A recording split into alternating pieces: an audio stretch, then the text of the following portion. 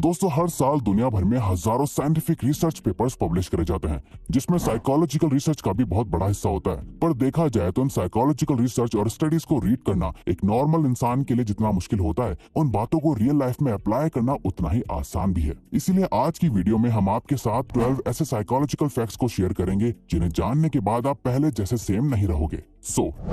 Number 1, music changes perception. हम सभी ये जानते हैं कि म्यूजिक हमारे मूड को चेंज करने का पावर रखता है। एक हाईली एनर्जेटिक सॉन्ग सुनकर आप मोटिवेटेड फील करोगे, और वहीं एक सैड सॉन्ग आपको सैड और डिप्रेस्ड फील करा सकता है। आप किस टाइप का म्यूजिक सुनना पसंद करते हो, ये एक्चुअली में अफेक्ट करता है कि आप इस दुनिया को किस नजर से देखते हो। 2011 की एक स्टडी में लोगों को एक टास्क दिया गया, जहाँ उन्हें डिफरेंट म्यूजिक सुनते हुए एक पेपर पर हैप्पी और सैड फेसेस को टिक करना था। रिजल्ट ये देखा गया कि सैड म्यूजिक सुनते हुए ज्यादातर लोग सैड फेसेस को टिक कर रहे थे, वहीं हैप्पी म्यूजिक सुनते टाइम लोग हैप्पी फेसेस को चूज कर रहे थे, जिसे परसेप्चुअल एक्सपेक्टेशन का नाम दिया गया। जहां आप अपने कानों से कुछ सुनते हो तो आपका ब्रेन आपकी आंखों से सिमिलर चीजें देखने लगता है। इसीलिए एनर्जेटिक म्यूजिक वर्कआउट करते टाइम बहुत हेल्प करता है, और सॉफ्ट म्यूजिक आपको फोकस करने में हेल्प करता है। Dunning Kruger effect. 1999 में दो सोशल साइकोलॉजिस्ट ने ये डिस्कवर करा कि इंटेलिजेंट लोग हमेशा अपने आप को एक बिलो एवरेज पर्सन की तरह ट्रीट करते हैं। वो कभी भी खुद को बाकियों से ज्यादा स्मार्ट नहीं मानते। वहीं दूसरी तरफ एवरेज आईक्यू वाले लोग इसका बिल्कुल ऑपोजिट करते हैं। उन्हें हमेशा ये लगता है कि वो बाकियों से ज्यादा बेटर है। इसीलिए अगर आप ऐसे लोगों से मिलो जो हर बात में खुद को सुपीरियर शो करते हैं, जो ये दिखाते हैं कि वो कितने ज्यादा स्मार्ट हैं, तो समझ जाओ कि ये बस एक डनिंग-क्रूगर इफेक्ट का असर है। वो असल में इतने इंटेलिजेंट नहीं है जितना वो दिखा रहे हैं,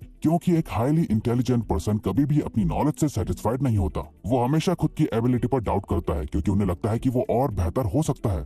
फॉर एग्जाम्पल, आपने अक्सर ये तो देखा ही होगा, जो दोस्त ये कहता है कि उसने एग्जाम के लिए कुछ नहीं पढ़ा, वो बिल्कुल प्रिपेयर होकर नहीं आया था। मोस्टली केसेस में उसी फ्रेंड के अच्छे मार्क्स आते हैं, जबकि उसने बोला था कि मेरा एग्जाम अच्छा नहीं गया, मैं और अच्छा कर सकता था। क्योंकि मानो या ना मानो, वो सच में थोड़ा ज्यादा इंटेलिजेंट पर्सन है। Singing reduces anxiety. इमेजिन करिए आप अपनी कार ड्राइव करते हुए अपने काम पर जा रहे हैं, जहां आपको एक इम्पोर्टेंट प्रेजेंटेशन डिलीवर करनी है। सो नेचुरली आप नर्वस और एंग्शियस फील करोगे। तो ऐसे मोमेंट में आप अपने आप को काम कैसे रखोगे? साइकोलॉजी कहती है कि अगर आप ऐसे टाइम पर अपना फेवरेट सॉन्ग प्ले करके खुद भी सिंगिंग करने लग जाओ।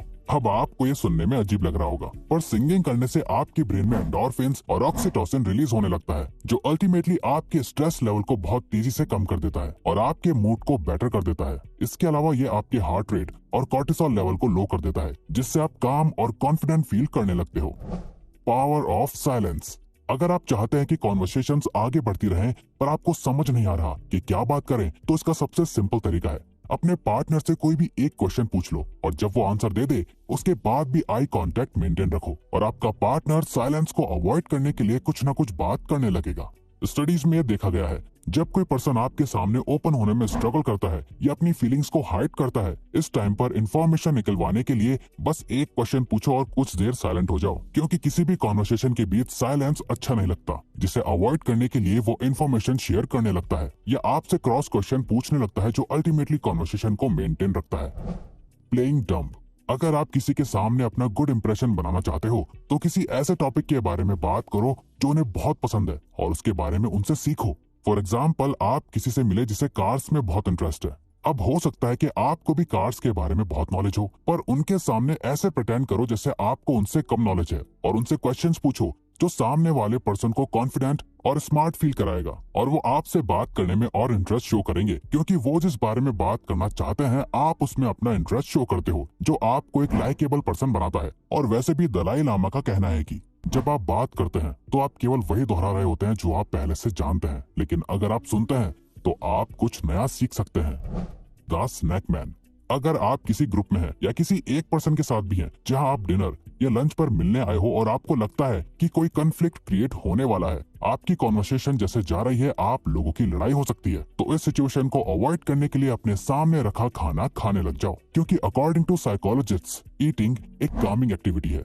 जब लोग कुछ खा रहे होते हैं तो बाकी लोग उस एनवायरनमेंट में कंफर्टेबल फील करते हैं। तो जब भी आपको लगे कि कोई बहुत ही अग्रेसिव हो रहा है या आप लोगों की बहस होने वाली है, तो उस पर्सन के पास जाके बैठ जाओ और उन्हें कुछ खाने को ऑफर करो। ऐसे टाइम पर एक सिंपल चॉकलेट भी आपकी रिलेशनशिप को बहुत हेल्प कर सकती है। Forming a habit. आपने कभी ये सोचा है कि एक हैबिट को फॉर्म करने में कितना टाइम लगता है? पहले ये माना जाता था कि किसी भी हैबिट को फॉर्म या ब्रेक करने में सिर्फ 21 डेज का टाइम लगता है, पर एक न्यू साइकोलॉजिकल रिसर्च के अकॉर्डिंग किसी भी हैबिट को बिल्ड करने के लिए अराउंड 66 डेज लगते हैं। इसीलिए जो लोग ये सोचकर कोई भी न्यू हैबिट बिल्ड करना स्टार्ट करते हैं कि 21 डेज के बाद उन्हें आदत पड़ जाएगी, और जब वो 22nd डे पर फेल हो जाते हैं तो उन्हें बहुत डिसअपॉइंटमेंट होती है और वो क्विट कर देते हैं। रिसर्च के अकॉर्डिंग अगर आप 66 डेज को 3 फेजेस में बांट दें, जहां शुरू के 22 दिन आपको बहुत अनकंफर्टेबल फील होंगे, नेक्स्ट 22 दिन आपसे बिल्कुल हैंडल नहीं होंगे, आप ऑलमोस्ट क्विट कर देंगे, और लास्ट 22 डेज के बाद आप एक मोमेंटम बिल्ड कर लेंगे, जिसके बाद वो हैबिट आपके माइंड और बॉडी से कनेक्ट हो जाएगी, आपकी रूटीन में आ जाएगी और आप सक्सेसफुली हैबिट बिल्ड कर लेंगे। Call people bye their name. Psychologist कहते हैं कि हर पर्सन को अपना नाम सुनना सबसे फेवरेट साउंड लगता है, क्योंकि हम सभी के लिए अपना नाम बहुत इंपॉर्टेंट होता है। तो जब कोई आपके नाम को याद रखता है तो आप भी अपनी इंपॉर्टेंस फील करते हो। सिमिलरली आपने ये नोटिस करा होगा कि जब कोई आपका नाम भूल जाता है तो आप इंसल्टेड भी फील करते हो। इसीलिए किसी के सामने अपनी लाइकेबल प्रेजेंस बनाने के लिए इम्पोर्टेंट है कि कॉन्वर्सेशन में आप सामने वाले के नाम को यूज करते रहो, जो उन्हें इम्पोर्टेंस फील कराता रहेगा और वो आपके साथ और कंफर्टेबल फील करने लगेंगे। मल्टीटास्किंग।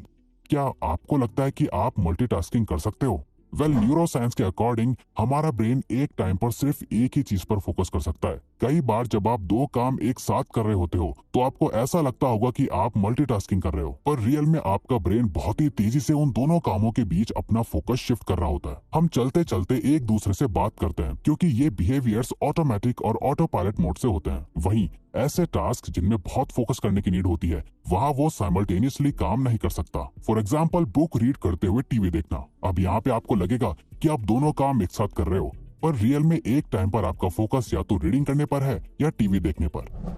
Provide a choice. अगर आप चाहते हैं कि सामने वाला पर्सन एक डिसीजन ले जो आपके फेवर में हो, तो सिंपली उन्हें ऑप्शंस दो जो आपके डिसीजंस के फेवर में हो। फॉर एग्जाम्पल, अगर कोई अपने बच्चे को पढ़ाई करने के लिए बोलना चाहता है तो सिंपली उसे ये बोलने के बजाय कि जाओ पढ़ो, उन्हें चॉइस दो कि चलो पढ़ाई का टाइम हो गया, पहले इंग्लिश पढ़ोगे या मैथ्स। तो जब वो कोई भी चॉइस लेंगे तो उन्हें लगेगा कि वो खुद ये डिसीजन ले रहे हैं, वो अपने कंट्रोल में है। अब ये ट्रिक आप किसी के भी साथ यूज कर सकते हो। जैसे आपने नोटिस करा होगा कि हर रेस्टोरेंट में वेटर्स इसी ट्रिक का यूज करते हैं। वो आपको वो सारे ऑप्शंस देते हैं जो वो चाहते हैं कि आप ऑर्डर करो, और आप इनडायरेक्टली वही करते हो, पर आपको ऐसा लगता है कि वो डिसीजन आपने लिया, लेकिन रियलिटी में वो डिसीजन आपके वेटर ने पहले ही ले लिया था। यानी कि वो ट्राई करते हैं कि आप कुछ चुनिंदा चीजों में से ही कुछ एक चीज ऑर्डर कर दें जिसे रेडी करने में रेस्टोरेंट को ज्यादा टाइम ना लगे। The power of sunlight. दोस्तों, आपने भी नोटिस करा होगा कि पूरा दिन अपने घर या ऑफिस में बिताने के बाद जब आप बाहर निकलते हैं तो इंस्टेंटली आपका मूड बेटर हो जाता है, क्योंकि सनलाइट के बेनिफिट सिर्फ मेडिकल फील्ड्स में नहीं है जो सिर्फ आपकी बोन्स के लिए बेटर है, बल्कि कई रिसर्च में देखा गया है कि सनलाइट कई मूड डिसऑर्डर्स जैसे डिप्रेशन को भी प्रिवेंट करता है। सनलाइट से मिलने वाला विटामिन डी मूड स्टेबलाइजर की तरह एक्ट करता है और हमारे ब्रेन में प्लेजरेबल हार्मोन्स को रिलीज करता है। और ये देखा गया है कि जिन कंट्रीज में सनलाइट की रीच कम होती है, वहाँ के लोगों में डिप्रेशन के ज्यादा सिम्टम्स देखे जाते हैं। तो आपको बस दिन में 10 मिनट डायरेक्ट सनलाइट लेनी है, जो लिटरली आपकी लाइफ को चेंज कर देगा, और ये मॉर्निंग सनलाइट होगी तो और भी अच्छा।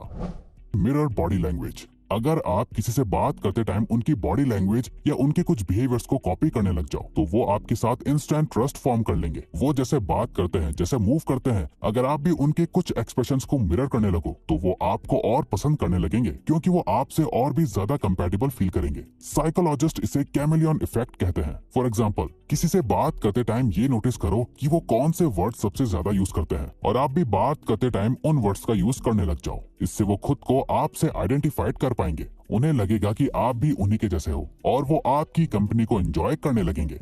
तो अगर आपको ये वीडियो अच्छी लगी तो वीडियो को लाइक और सब्सक्राइब बटन पर क्लिक करके इस चैनल को ग्रो करने में सपोर्ट करो, और बेल नोटिफिकेशन ऑन कर लीजिए ताकि आप आने वाली वीडियोस मिस न कर पाओ। Thank you for watching.